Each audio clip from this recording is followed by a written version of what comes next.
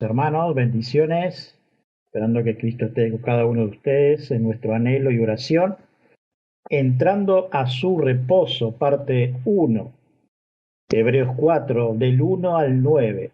Vamos a escuchar el audio de estos 9 versículos, así que bendiciones y bienvenidos. Este es un precioso tiempo el que compartimos juntos. Lo hacemos leyendo la palabra de Dios. Si usted desea acompañarnos, le invito a que busque en su Biblia o Nuevo Testamento el capítulo 4 de la carta a los Hebreos. Carta a los Hebreos, capítulo 4. Dice así la palabra de Dios. Repito, la cita es Hebreos capítulo 4, comenzando en el versículo 1. Temamos, pues, no sea que permaneciendo aún la promesa de entrar en su reposo, alguno de vosotros parezca no haberlo alcanzado. Porque también a nosotros se nos ha anunciado la buena nueva como a ellos. Pero no les aprovechó el oír la palabra, por no ir acompañada de fe en los que la oyeron. Pero los que hemos creído entramos en el reposo de la manera que dijo, por tanto juré en mi ira, no entrarán en mi reposo. Aunque las obras suyas estaban acabadas desde la fundación del mundo. Porque en cierto lugar dijo así del séptimo día, y reposó Dios de todas sus obras en el séptimo día. Y otra vez aquí, no entrarán en mi reposo.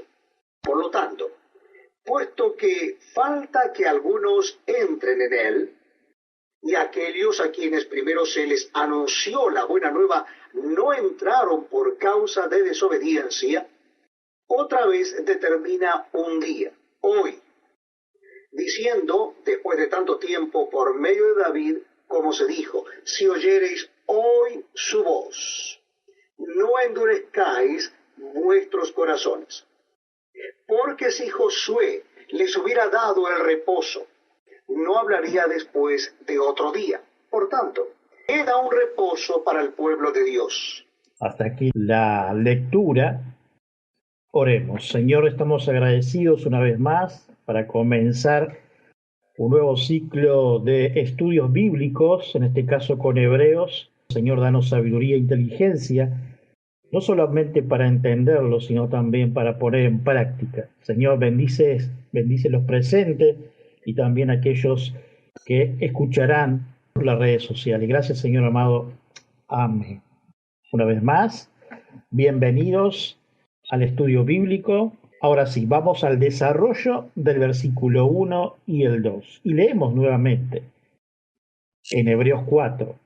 Amamos, pues, no sea que permaneciendo aún la promesa de entrar en su reposo, alguno de vosotros parezca no haberlo alcanzado. Porque también a nosotros se nos ha anunciado la buena nueva como a ellos, pero no les aprovechó el oír la palabra por no oír acompañada de fe en lo que la oyeron. Estos versículos leídos enganchan del capítulo 3 con la incredulidad que nos habla de las generaciones que salieron de Egipto a Canaán y nos hablan del reposo. Según el antiguo puritano John Owen, que describió 5 caracteres de este descanso para el creyente. Primero, descanso significa paz con Dios. Segundo, descanso significa liberación de un espíritu servil y de la esclavitud en la adoración y el servicio a Dios. El descanso significa liberación de la carga de la observación mosaica. Y el descanso significa la libertad de culto según el Evangelio. Y por último, el descanso significa el descanso que Dios mismo disfruta. Esto a comparación de la gente que salió de Egipto, pero también de aquellas personas que son llamadas para el Evangelio. Adam Clarke dice, es una alusión, de las que hay muchas en esta epístola, a las carreras en los juegos griegos. El que se quedaba corto era aquel que estaba a cualquier distancia, no importa cuán pequeña, detrás del ganador. Es una metáfora tomada de la nutrición del cuerpo humano mediante la mezcla de los alimentos ingeridos en el estómago con la saliva y el jugo gástrico. De modo que desde proceso realizado correctamente depende, bajo la dirección de Dios, la fuerza, la salud y la vida misma, dice Clark poniendo como un ejemplo. Todo lo que se salieron de Egipto por la mano poderosa en los grandes milagros sobrenaturales entre dioses de Egipto y el Señor de nombre Yo Soy, así era como había presentado, se presentó ante el patriarca Moisés.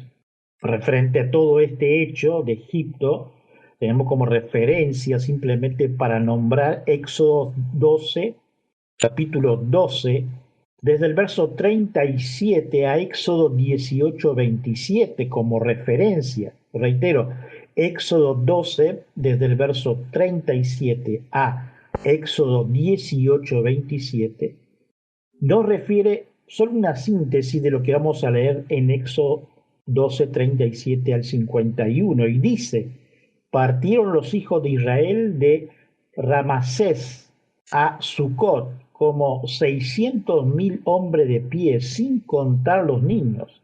También subió con ellos grande multitud de toda clase de gentes, y ovejas y muchísimo ganado.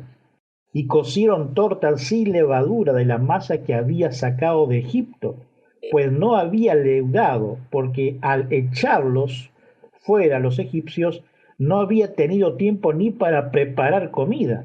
El tiempo que los hijos de Israel habitaron en Egipto fue 430 años. Y pasados los 430 años, en el mismo día todas las huestes de Jehová salieron de la tierra de Egipto. Es noche de guardar para Jehová por haberlos sacado de ella, de la tierra de Egipto. Esta noche debe guardarla, porque para Jehová todos los hijos de Israel en sus generaciones. Y Jehová dijo a Moisés y a Aarón: esta es la ordenanza de la Pascua.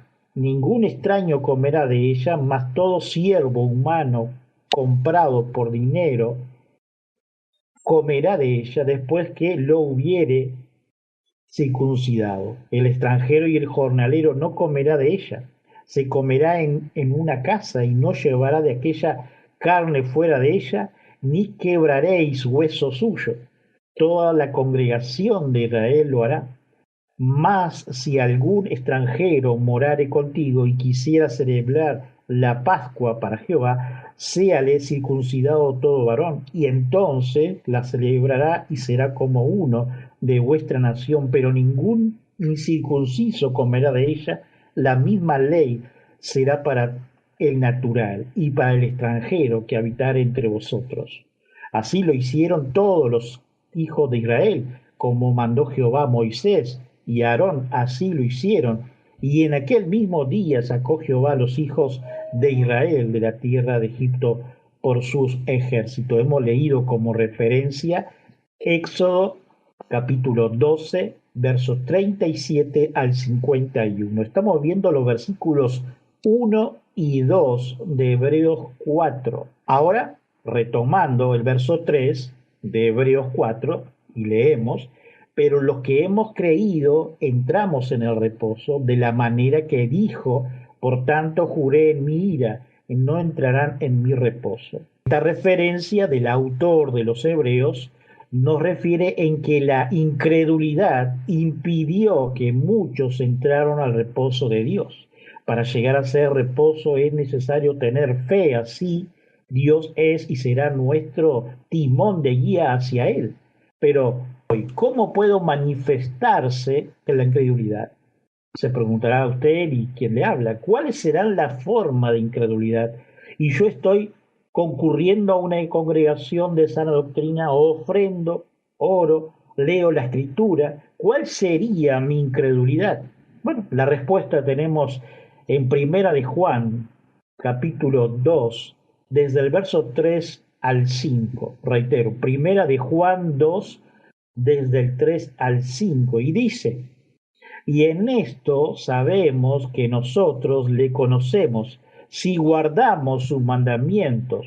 El que dice yo lo conozco y no guarda sus mandamientos, el tal es mentiroso. Y la verdad no está en él, pero el que guarda su palabra, en este verdaderamente el amor de Dios se ha perfeccionado. Por esto sabemos que estamos en él.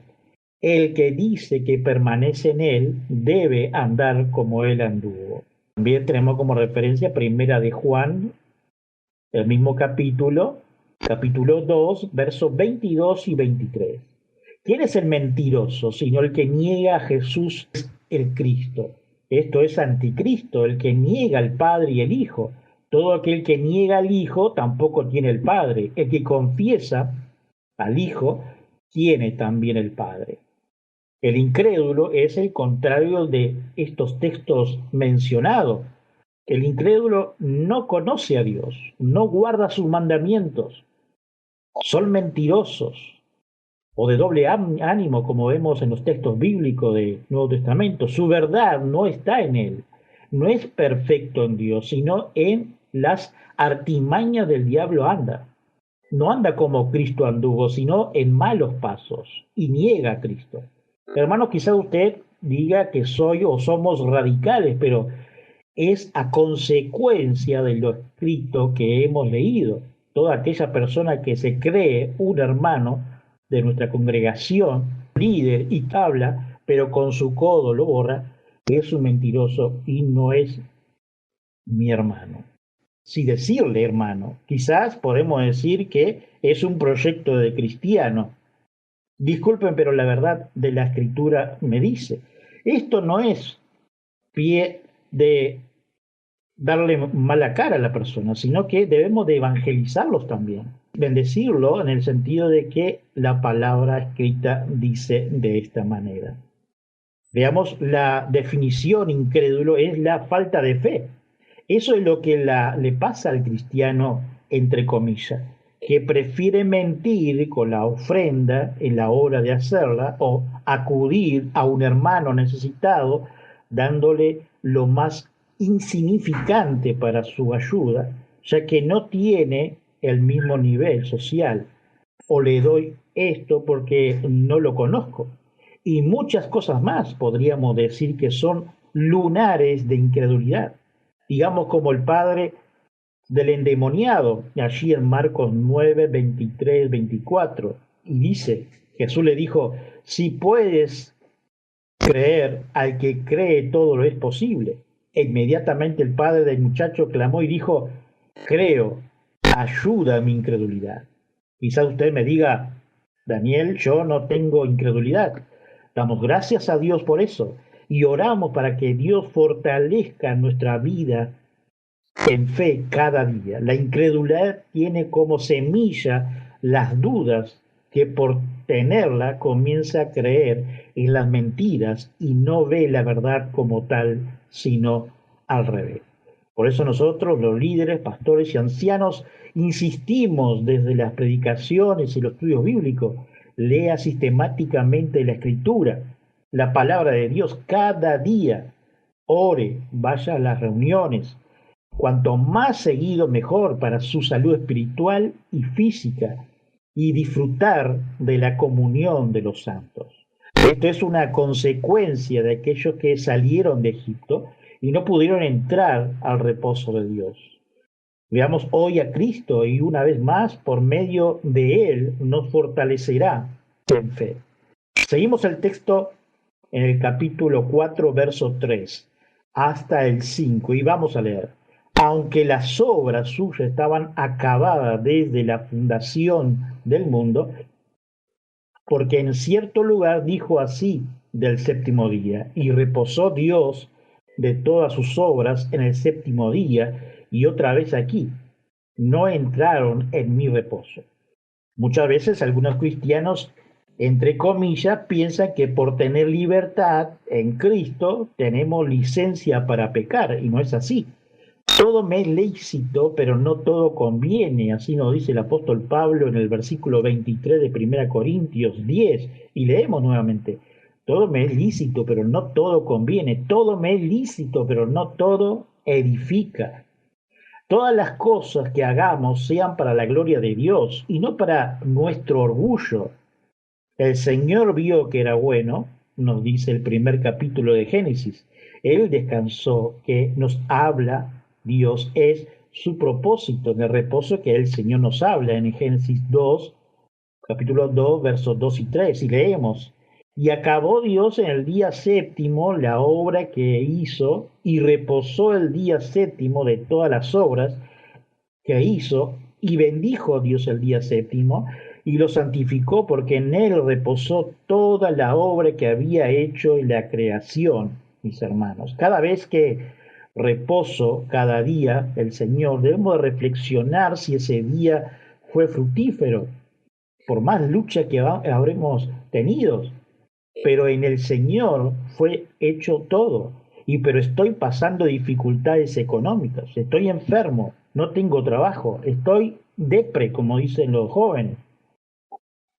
Te invito a parar a donde estás y mirar hacia atrás y mirar de dónde Cristo te escogió, te rescató, te llamó y te trajo a lo que hoy tienes por su gracia.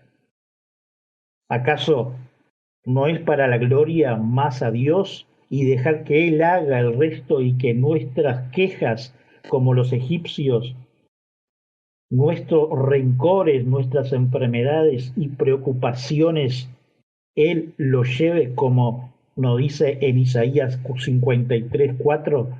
Ciertamente llevó Él nuestras enfermedades, sufrió nuestros dolores y nosotros le tuvimos por azotado, por herido de Dios y abatido. Pues a sus ángeles mandará cerca de ti, dice Salmo 91:11, que te guarden en todos tus caminos.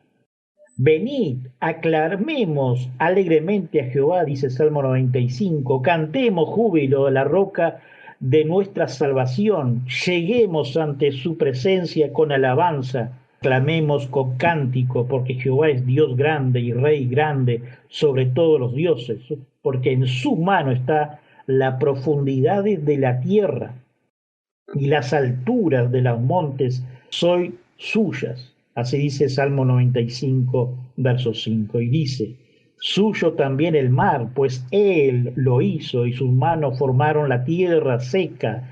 Venid, adoremos y postrémonos, arrodillémonos delante de Jehová nuestro Hacedor, porque él es nuestro Dios, nosotros el pueblo de sus prados y oveja de su mano. Si oyereis hoy su voz, no endurezcáis vuestro corazón, como en Merabia, como en el día de Masaj, en el desierto, donde me tentaron vuestros padres, me probaron y vieron mis obras. 40 años estuve disgustado con la nación y dije, pueblo es que divaga de corazón y no han conocido mis caminos. Por tanto, juré en mi furor que no entraría en mi reposo. Hemos leído Salmo 95. Volviendo a Hebreos, capítulo 4, veamos los últimos versos, desde el 6 al 9, que dice, por lo tanto, puesto que falta que algunos entren en él y aquellos a quienes primero se les anunció la buena nueva, no entraron por causa de desobediencia. Otra vez termina un día hoy diciendo después de tanto tiempo por medio de David, como se dijo, si oyeres hoy su voz, no endurezcáis vuestros corazones, porque si Josué les hubiera dado el reposo, no habría después de otro día. Por tanto, queda un reposo para el pueblo de Dios. El reposo que Dios nos habla en la Escritura tiene un antaño. Esto quiere decir muy viejo, por así decir, mis estimados hermanos. Desde la entrega de los 10 mandamientos al patriarca Moisés, salió de ella toda una cronología de reglas y normas de convivencias personales y para la congregación entre sí, en ese caso a los israelitas. El esclavo trabajaba 6 años y el séptimo quedaba libre. Si éste entró solo, o sea, sin mujer e hijos, se va solo. Y si tuviera su mujer e hijo, quedará sirviendo. Y si el esclavo o siervo tuvo agrado de su amo, se quedará. Éxodo 21. En este capítulo nombrado nos habla de la ley de acto de violencia, la responsabilidad del amo y el dueño. Y en el Salmo 95 que hemos leído, versos 7 y 8, que hemos leído, igual que ustedes, nos habla que Josué llevó a su pueblo al descanso, pero Cristo, el Mesías, lo completará y lo completa lo que no puede hacer Josué. Cristo es más grande que Moisés. Y recuerde que los judíos tenían a Moisés por grande e importante, ya que él vio a Dios. Y eso es impresionante para sus ideas preconcebidas dentro de sus normas, reglas, junto con los 10 mandamientos. La tierra se trabajaba 6 años y el séptimo descansaba, y lo plantado estaba a la orden de los más necesitados, así nos dice Levítico 25. Si evitas la apariencia misma, evitarás la cosa en sí, dice Spurgeon. ¿O que tuvieron cuidado con esto, que no había nada que pudiera causar un temor razonable a quienes nos observaban o a nosotros mismos cuando escudriñamos nuestro corazón para que no entremos en este reposo? Debe mezclarse con fe. Hay mucha droga que no tiene valor hasta que se mezcla con otra cosa, dice Spurgeon. La palabra predicada no tiene valor para un alma hasta que se mezcla con fe en lo que la escucha. Dejo de lado la palabra intermedia por el momento, dice Spurgeon. Hay un descanso. No hace mucho tiempo uno de nuestros ministros estaba predicando acerca de la salvación y la obra del Espíritu en el corazón, cuando uno de los congregantes se levantó y le preguntó respetuosamente: Señor, ¿sabe usted todo esto por lo que otros han dicho o ha sucedido en su propia experiencia? El predicador no se sintió desconcertado por la pregunta, sino que más bien se regocijó por ella, porque pudo responder honestamente, dice Spurgeon. He confiado en Cristo, soy salvo y conozco y siento la paz que resulta de ello. Si no hubiera podido hacer esa solemne declaración, no habría tenido influencia sobre la persona que había hecho la pregunta, así nos dice Spurgeon. En un pasaje tan complicado como este es mejor tratar de captar la línea general del pensamiento antes de mirar alguno de sus detalles, dice Berkeley. El autor usa la palabra reposo, catapaisis, en 3 sentidos diferentes. Primero, como si dijera la paz de Dios. Es lo más grande del mundo el entrar en la paz de Dios. Segundo, como la usó en el capítulo 3, verso 12, queriendo decir la tierra prometida. Para los israelitas, que llevaban tanto tiempo vagando por el desierto, la tierra prometida era sin duda el reposo de Dios. Tercero, la usa del reposo de Dios desde el 6.º día de la creación, cuando terminó todas sus obras. Esto de usar una palabra en 2 o 3 sentidos diferentes, jugando con ella hasta sacarle todo el jugo, era característico del pensamiento culto y académico de los días en que se escribió el autor de la Carta de los Hebreos. Ahora veamos los pasos del argumento. Será más sencillo enumerarlos uno por uno. Primero, la promesa de reposo de Dios todavía sigue abierta para su pueblo. El peligro consiste en dejar de alcanzarla. Segundo, los israelitas de la antigüedad dejaron de entrar en el reposo de Dios. Aquí la palabra reposo se usa en el sentido del asentamiento en la tierra prometida después de los años del desierto. La referencia esa se encuentra en Números 13 y capítulo 14 como referencia. Cuenta la llegada de los israelitas a la frontera de la tierra prometida. La misión de los 12 exploradores que habían de inspeccionar la tierra, que 10 de los 12 volvieron con el veredicto de que la tierra era buena, pero las dificultades eran insuperables, que Caleb y Josué solo estaban a favor de entrar a conquistar en el poder del Señor. No veían muralla. Los otros 10 sí.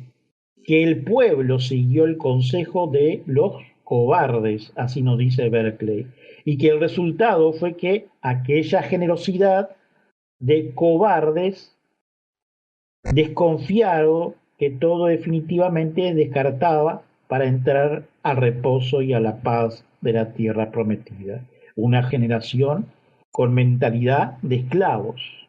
No confiaron en que Dios los sacaría con bien de las dificultades que tenían por delante y por tanto no llegaron a disfrutar del reposo que hubiera podido ser huido. Eso nos causa también a nosotros cuando estamos pasando alguna dificultad. Tercero, ahora el autor pasa al sentido de la palabra de reposo. Es verdad que los del pasado se perdieron el reposo que hubiera podido disfrutar, pero aunque se lo perdieron, el reposo sigue existiendo. Detrás de este argumento subraya una de las concepciones favoritas de los rabinos, el séptimo día. Después que la creación fue completada, Dios descansó de sus labores. En la historia de la creación de Génesis 1, 2, capítulo 1 y 2, hay un detalle curioso. De los primeros 6 días se dice que fue la tarde y la mañana. Según la manera judía de medir el día, que empezaba a la puesta, no a la salida del sol, es decir, que todos los días tuvieran un principio y un fin. Pero el día séptimo, el de reposo de Dios, no se menciona la tarde y la mañana. Y aquí los rabinos sacaban la conclusión de que aunque los otros días terminaron, el día de reposo de Dios no tenía fin. El reposo de Dios era para siempre. Por tanto, aunque hacía mucho tiempo los israelitas fracasaron en su oportunidad de entrar en este reposo, todavía sigue ofreciendo ese reposo, dice Berkeley. Punto 4. De nuevo, el autor vuelve al sentido de reposo como la tierra prometida. Llegó el día, después de 40 años de deambular por el desierto, cuando al mando de Josué, el pueblo de Israel consiguió entrar en la tierra prometida. Entonces, la tierra prometida fue el descanso y se podría pensar que entonces se cumplió la promesa. Quinto, pero no, la promesa no se agotó porque en el Salmo 95, del 7 al 11, David oye la voz de Dios que le dice al pueblo que puede entrar en su reposo si no endurece el corazón. Es decir, siglos después de que Josué introdujera al pueblo en el reposo de la tierra prometida, todavía Dios sigue llamando a entrar en su reposo. Este reposo ya no se refiere a entrar a vivir en la tierra prometida. Sexto, y aquí llega el llamamiento final. Dios sigue llamando a no endurecer el corazón y a entrar a su reposo. El hoy de Dios no ha terminado y la promesa sigue abierta, pero hoy no va a durar siempre, la vida llega a su fin.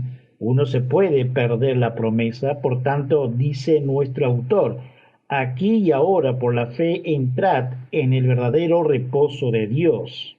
Hay una cuestión muy interesante, dice Berkeley, de sentido en el versículo 1.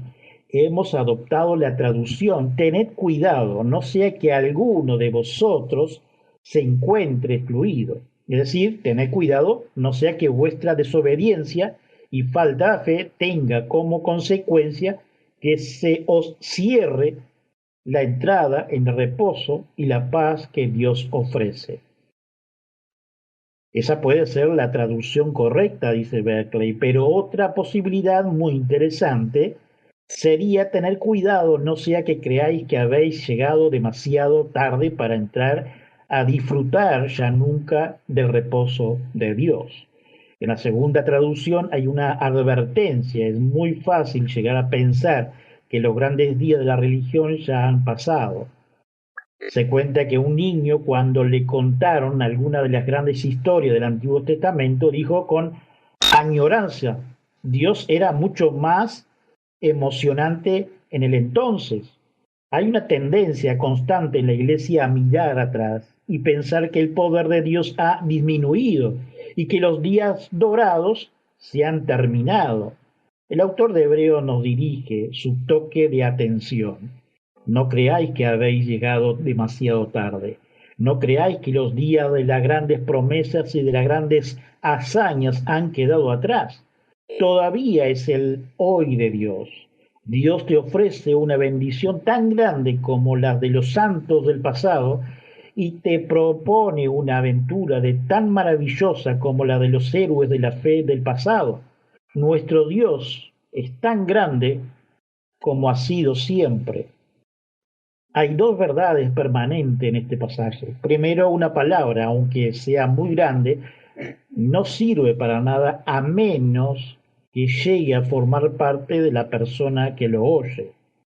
Hay mucha manera de oír en el mundo, indiferente, desinteresada, crítica, escéptica, cinísima. El oír es el que escucha con interés, cree y pone en acción. Las promesas de Dios no son meras piezas hermosas de literatura, son promesas en las que aún le va la vida. Segundo, dice Berkeley, en el primer versículo el autor de Hebreo exhorta a sus lectores para que tengan cuidado de no perder la promesa. La palabra que hemos traducido como tener cuidado quiere decir literalmente temer, phobaistai en griego. Este temor cristiano no es el miedo que le hace a uno salir huyendo de una tarea, ni el que le reduce a uno a una inactividad paralizante. Es el temor que le hace a uno poner toda la carne en el asador en un esfuerzo para no perder aquello que de veras vale la pena, así dice Berkeley, en este final de Hebreos 4, del 1 al 9. Y terminamos orando así, hermanos. Señor, fortalece nuestra fe, que cada día podamos sentir esos arraigos que nos dice la Escritura, así como lo que pasó con David, con Josué, con José, con cada uno de los personajes, porque tú vives en nosotros todavía y haciendo obras, no solamente en lo espiritual, sino también en lo físico. Señor, gracias por comenzar una vez más el estudio bíblico y bendice a todos aquellos hermanos que se han congregado hoy por este sistema, pero también bendice a aquellos que no han podido, Señor, y a aquellos que van a escuchar este estudio bíblico. Te damos gracias, Señor amado. Amén. Amén. Bendiciones, estimados hermanos. A todos, saludos. Una vez más hemos llegado al final de un nuevo programa. Visite nuestra web iglesiareformadaui.net o escríbanos a nuestro email iglesiareformadauruguay@gmail.com o solo mensaje de texto por WhatsApp 0598 9359 48 43. Que hoy no sea un día más, sino un día de victoria en Cristo Jesús. Su servidor y amigo Pastor Daniel Batista.